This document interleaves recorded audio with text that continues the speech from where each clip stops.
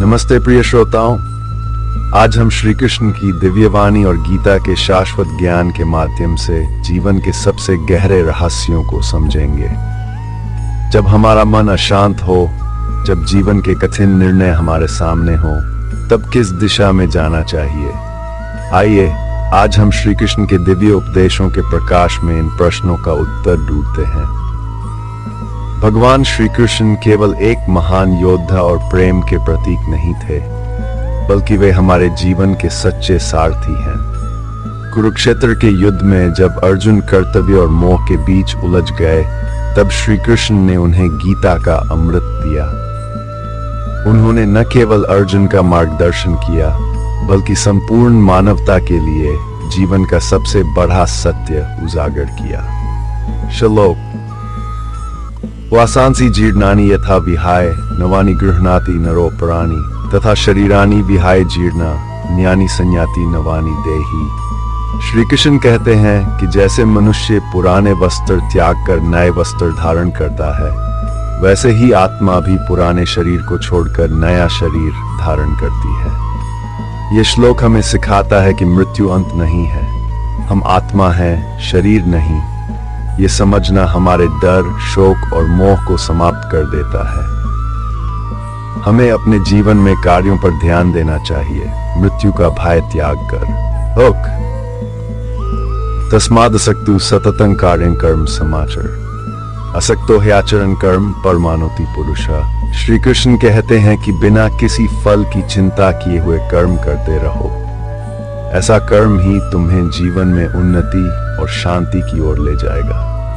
हमारे जीवन की सबसे बड़ी भूल यह है कि हम हर कर्म के पीछे केवल फल की आशा रखते हैं। जब हम फल का मोह छोड़ देते हैं और सच्चे मन से कार्य करते हैं, तब हमारे भीतर से तनाव और निराशा समाप्त हो जाती है।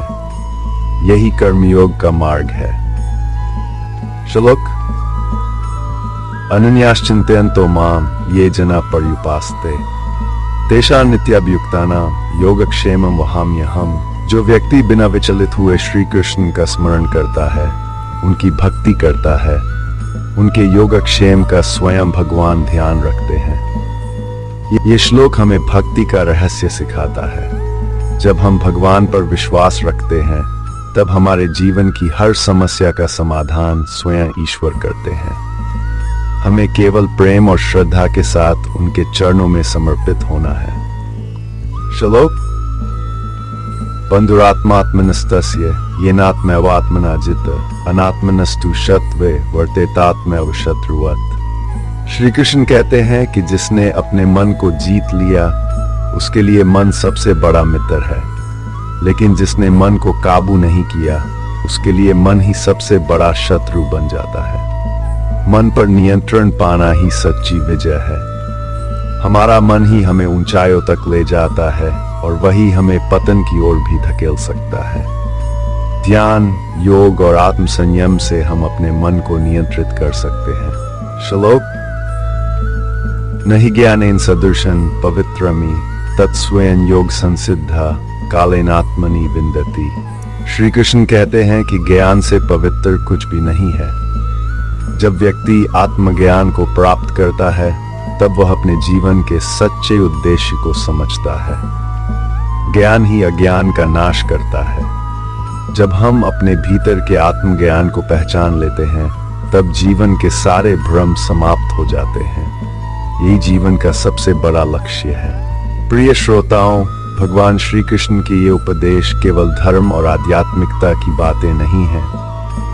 ये हमारे जीवन को सुंदर, सरल और सार्थक बनाने के अमूल्य सूत्र हैं। जब हम इन उपदेशों को अपने जीवन में अपनाते हैं, तो हमें सुख, शांति और सफलता स्वतः प्राप्त होती है।